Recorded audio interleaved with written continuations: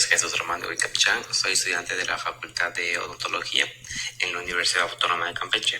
El tema que presentaré a continuación será sobre la exploración de extremidades. Bueno, para empezar podemos definir lo que es el pulso, que es la expansión de las paredes de los vasos sanguíneos producidas por un cambio brusco en la presión de su interior. A su vez podemos encontrar lo que es el pulso venoso, que es la variación de la presión y el volumen de la aurícula derecha, que esta se va a originar por la cavidad cardíaca que se transmite hacia los troncos venosos. Y también encontramos lo que es el pulso arterial, que es muy recurrente en la sangre, que circula en las arterias en una presión determinada, que esto hace que fluya y aumente la contracción del ventrículo izquierdo. A su vez, al explorar el pulso, lo que percibimos es el cambio de la pared arterial debido a las variaciones de la presión sanguínea originadas por las contracciones ventriculares. De igual forma, debemos hacer notar que la pulsación no se presenta de igual características en todas las arterias, sino que varía con la distancia a la que está del corazón y con las características de cada vaso.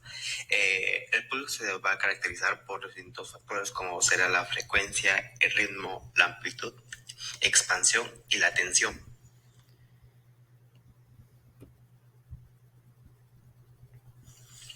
Como primer punto podemos encontrar lo que es la frecuencia, que esta se va a caracterizar por el número de pulsaciones en un minuto.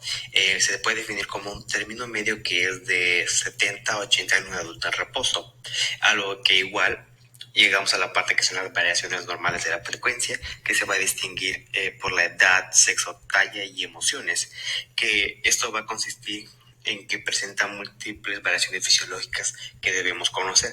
Por ejemplo, en el caso de la edad, en el feto los latidos cardíacos pueden ser de 120 por término medio. En el niño de 1 a 4 años debe ser de 100 como término medio, y a partir de la edad van disminuyendo hasta alcanzar en el adulto una cifra media señalada, cuando puede ser lo que ya había mencionado, de 80 a 90. En el sexo, pues las pulsaciones son más frecuentes por regla general en la mujer que en el hombre. En la parte de la talla, pues los sujetos de pequeña talla son más frecuentes en los individuos con gran estatura. Y en la parte de las emociones, también se involucra lo que es el ejercicio, la digestión, los cambios de actitud, que esto también van a provocar un aumento en el número de pulsaciones.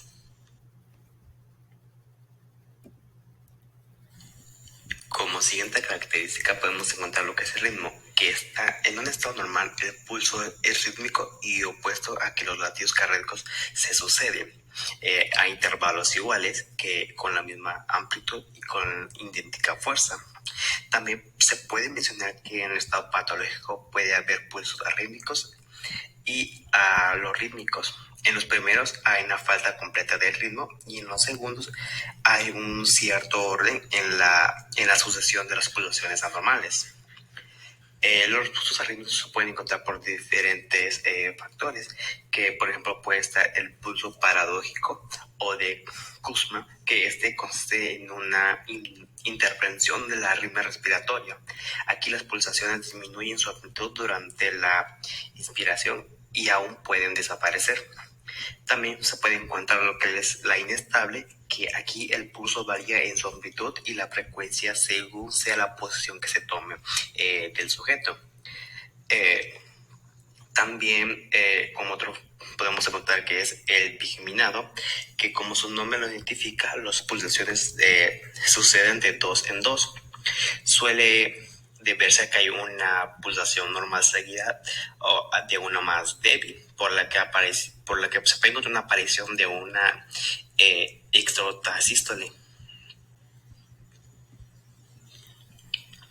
En el alternante o dicroto, este se va a caracterizar por la sucesión de pulsaciones alternativamente fuertes y débiles, que la comprobación de este pulso puede hacerse comprimiendo ligeramente el humeral al mismo tiempo que se toma el pulso radial. También pues se encuentra el diferente o heterorrítmico, que es aquel cuyas características son diferentes en arterias simétricas. Un ejemplo sería las arterias carótidas, cuando cuando una de ellas el pulso es amplio y la otra muy débil, debido al estrechamiento de la luz causada en un ateroma. El cero o salto es un pulso amplio, intenso y muy rápido. Este es propio de la insuficiencia vascular aórtica, perdón, valvular aórtica. El pulso meseta o lento, pues este es un padecimiento que ocupa características como el anterior.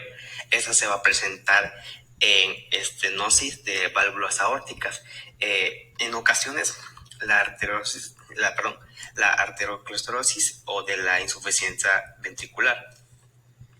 El pulso capilar pues se explora de preferencia en la uña o en la extremidad de los dedos, haciendo una presión sostenida, que esto derivará una palidez y enseguida un enrojecimiento de la zona, que con la césula ventricular se presentará lo que indica la contracción generada del ventrículo, como sucede en la insuficiencia vascular aórtica. Otra característica pues es la amplitud, que es la diferencia del calibre que experimenta una arteria entre la sístole y la diástole. Esta depende de la presión sanguínea y de las condiciones de la pared. Según su calidad, los pulsos pueden ser llenos, de amplitud media y poco amplios. Otro punto sería la expansión, que es la velocidad con la que se dilata la pared bajo la influencia de la onda pulsátil. Esto quiere decir que se mide por la mayor o menor rapidez con una arteria que vuelve a su estado de reposo después de cada pulsación. Y ya por último podemos encontrar lo que es la extensión, que se aprecia por la comprensión que es necesario ejercer para anular la pulsación. Aquí su valoración por medio de la palpación es deficiente, pues lo único que se puede apreciar es el impulso sistólico, sin que sea posible determinar las tensiones máxima y mínima. También se destaca que las arterias endurecidas pueden ser que obtengamos datos falsos al momento de realizar esta.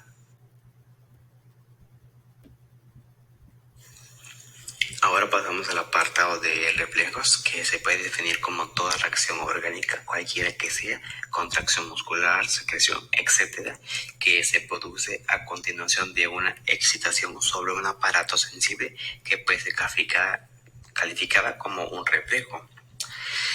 Los reflejos también se pueden definir como una impresión transformada en una acción sin intervención de la voluntad. También son una transformación que se efectúa en centros nerviosos especiales llamados centros de reflejos.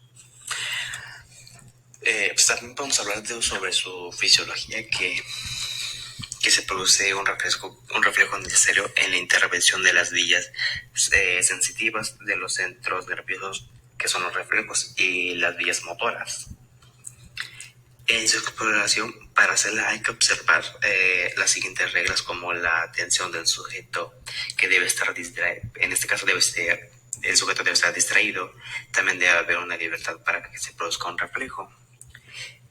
En los reflejos tendinosos es necesario que exista una pequeña tensión tendinosa, que se consigue con una contracción muscular mediana. También podemos encontrar lo que son los reflejos de defensa, que se llaman así porque se producen por lo general con un carácter defensivo.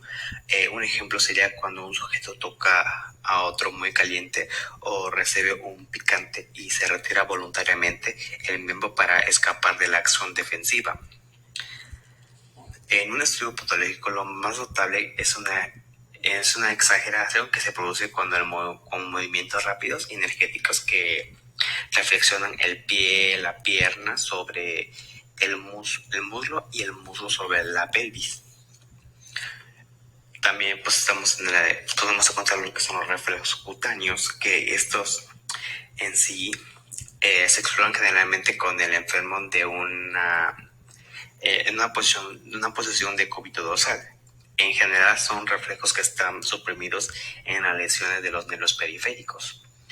en las enfermedades del cerebro, también en la ambulación cuando es menos temporal.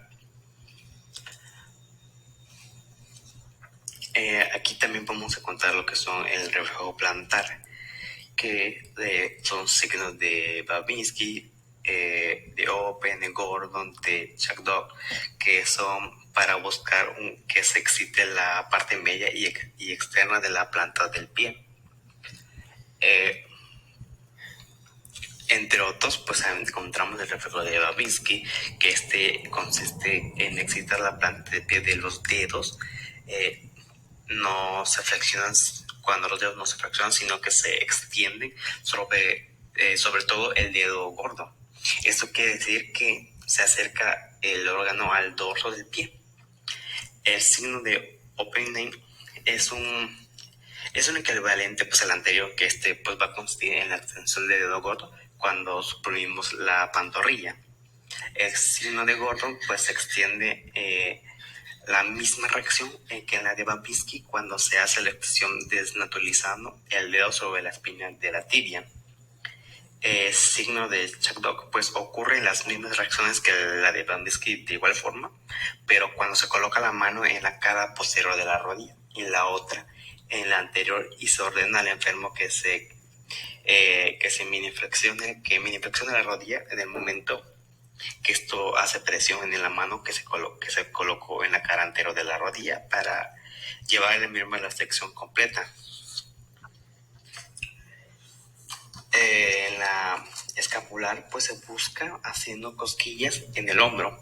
Los músculos de esta parte pues de este sitio se contraen y el brazo se mueve hacia atrás y hacia adentro. Y por último, en los abdominales pues se divide en superior, medio e inferior según lo que se haga la excitación sobre el arco crural en la parte media del abdomen o cerca del borde costal.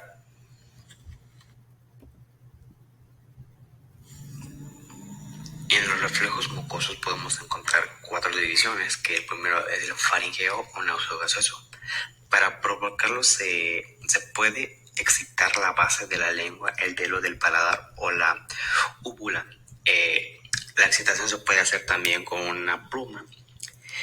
Conjuntiva se investiga tocando la superficie de la conjuntiva ocular, con lo que se determina un movimiento brusco de oclusión de los párpados. El anal interno se busca una excitación de la mucosa del recto con un objeto romo. Se observa contracción anal. Este reflejo se busca en los casos con modificaciones del reflejo del anal externo. Y por último, pues está la nasal o esternudatorio, que se despierta haciendo cosquilleos en la mucosa nasal con una pluma de ave o cualquier otro objeto similar. Los reflejos tendinosos son los más importantes. Han sido considerados como la cerebromedulares, otras veces como de origen más mesocefálico. Para producir estos reflejos se golpea el tendón explorando con el martillo de reflejos, entre los cuales se puede destacar que existe aquiliano, que se produce percutiendo el tendón de Aquiles. Para buscarlo se coloca a la persona hincada en una cama o silla de madera de manera que sus pies queden hacia afuera. Se distrae la atención del enfermo y con el martillo percutir, que se da un golpe brusco en la parte del tendón. El rotuliano pues se busca tocando al sujeto sentado y apoyado sus pies en el suelo, de tal forma que la pierna forme un ángulo obtuso.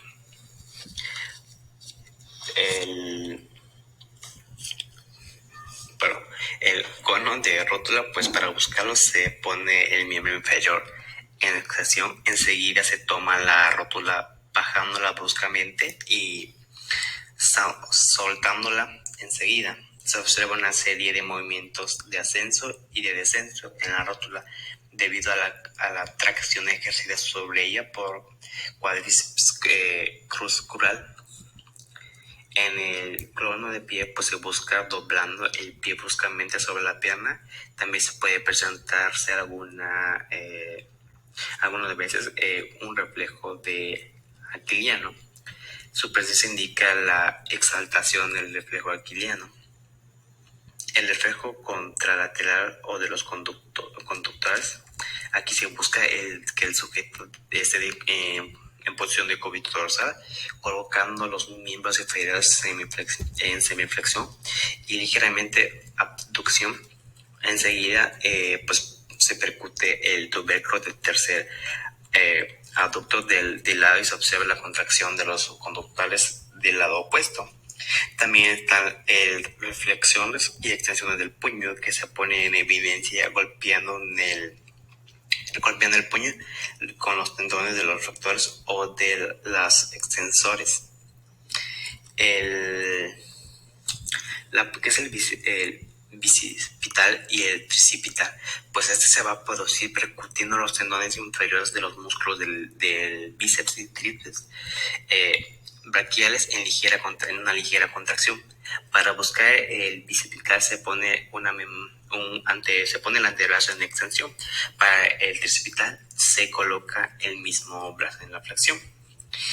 Y también pues están los reflejos musculares, que son pues realmente de poca importancia, pero se producen golpeando bruscamente la masa muscular a través de la piel.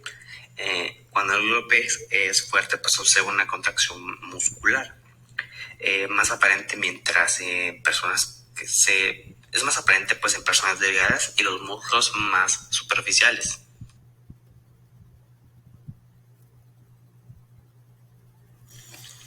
Ahora los reflejos óseos que se van a clasificar en distintos grupos, que como primero podemos encontrar lo que es el ocraniano, que se llama así a la contracción reflejada del tríceps que se produce cuando se percute el alecrono.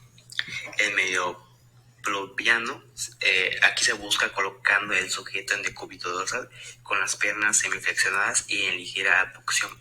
Aquí se va a tener una asociación ligeramente por un ayudante.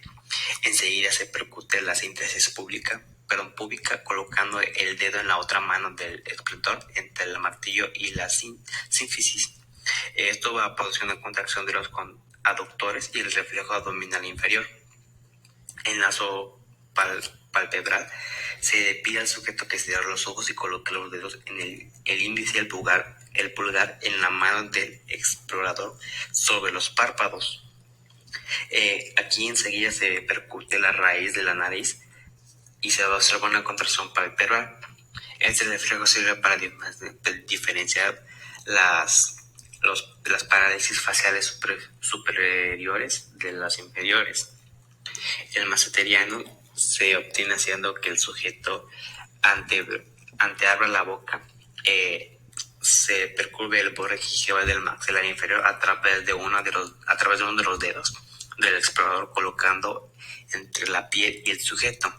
También se busca colocando un objeto duro sobre los dientes inferiores del individuo y percutiendo con un martillo sobre el objeto. El radioflexor es percutiendo la apófisis tiroides del rayo y se observa la flexión del antebrazo sobre el brazo. El cúbito pronador se percute la apófisis estiloides del cúbito. Se produce un movimiento de pronación ante el antebrazo. Y ya como último reflejo podemos encontrar los viscerales, que son múltiples, pero pues solamente se pregunta reflejos de micción y de las afecciones que son los más osteosensibles para el enfermo. Tono muscular. Pues podemos definir que es un estado de tensión fisiológico que se presenta en los músculos constantemente con el fin de mantener los tejidos activos sin generar un movimiento. por lo cual se lleva a cabo gracias al intercambio de acciones que producen las fibras musculares, lo que a su vez quiere decir que estos elementos se van turnando para evitar que aparezca la fatiga. En sí, los músculos pueden ejercer su función principal, que es generar la contracción muscular, que esto necesita de otras estructuras encargadas de transmitir las señales nerviosas y de restituir los impulsos provenientes de estas fibras. Control de tono muscular. Este es un proceso que se ejecuta en cada músculo del cuerpo, el cual para poder realizarse se necesita la contribución de otras estructuras que pertenecen al sistema nervioso central. Esas estructuras pues son reguladoras, son las vías descendientes que pertenecen a la médula espinal, el cerebelo, los ganglios basales y la corteza motora. En sí, cada una de las estructuras nerviosas mencionadas realiza un papel característico para la regulación del tono muscular. Clasificación del tono muscular. Se encuentra sin ninguna alteración, encontraremos se presentará por ciertas características que al momento de su evaluación pues pueden depender de esa estructura que se afecta. Podrán diferenciarse, clasificarse en los siguientes tipos, que la primera sería la hipertonía, que se refiere al aumento de fibras contraídas en el músculo y de acuerdo a su fisiología se divide espasticidad y rigidez. La hipotonía indica una disminución en las fibras contraídas. La distonía pues se presenta cuando no hay fibras contraídas, por lo cual se generan mecanismos en los cuales se contraen las fibras de manera involuntaria y repetitiva. La paratonía pues también entra dentro de esa clasificación, pero es más conocida como un indicativo de lesión en el lóbulo frontal. Función del tono muscular. Pues la tensión constante de los músculos se produce de manera pasiva e inconsciente por parte de la persona. Es importante que se encuentre sin alteraciones para que el cuerpo pueda desenvolverse de forma adecuada y para que pueda mantener una postura. Y bueno, esto sería todo de mi parte y gracias.